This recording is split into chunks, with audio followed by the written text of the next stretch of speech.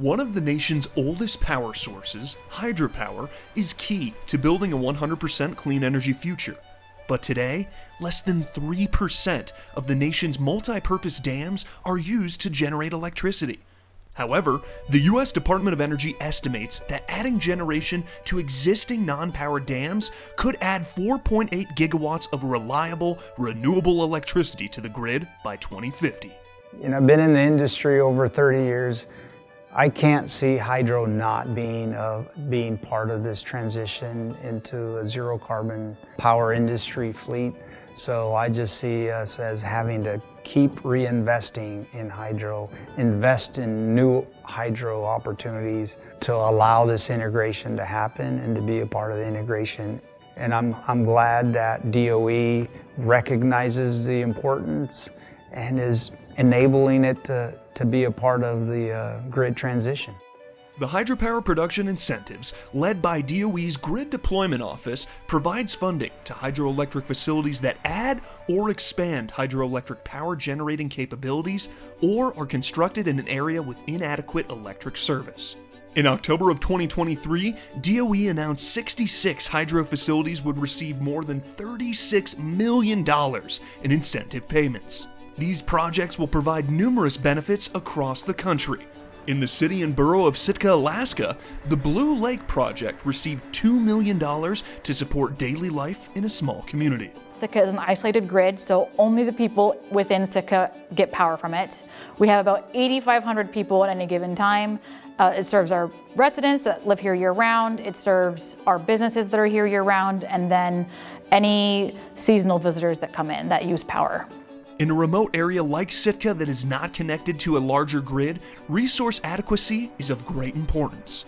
Sitka, the town, had progressed to a point where the risk of running out of power based on the previous capacity was becoming more and more likely. And so the city chose to raise the dam with the intent of increasing the amount of water that it would hold and increase the pressure, therefore allowing more generation. And by doing this, by building on an existing structure, they didn't have to find and locate a new lake to actually build a dam. Had it not been raised, there's a pretty good chance that we'd be running a lot more diesel. In Ravenna, Kentucky, Lock 12 Hydro Partners LLC will establish small in-stream hydroelectric plants to take advantage of existing hydro infrastructure. We're taking these abandoned lock and dams. We're building the hydroelectric plant in the abandoned lock chamber. The dams have to be here for water supply. About a third of Kentucky gets their water out of the Kentucky rivers. This incentive also set Lock 12 Hydro Partners up for additional investment and partnership. I'm just thankful that this program, the Section 242 program, was there. It really came to our rescue. It made possible to take this facility and do it 4 more times.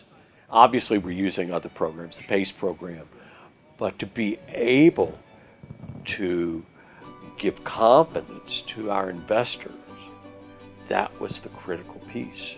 And on the West Coast, the Sacramento Municipal Utility District will see faster deployment of hydro infrastructure. The grant opportunities like this one through DOE offers us an opportunity to build out and make our infrastructure more reliable and resilient.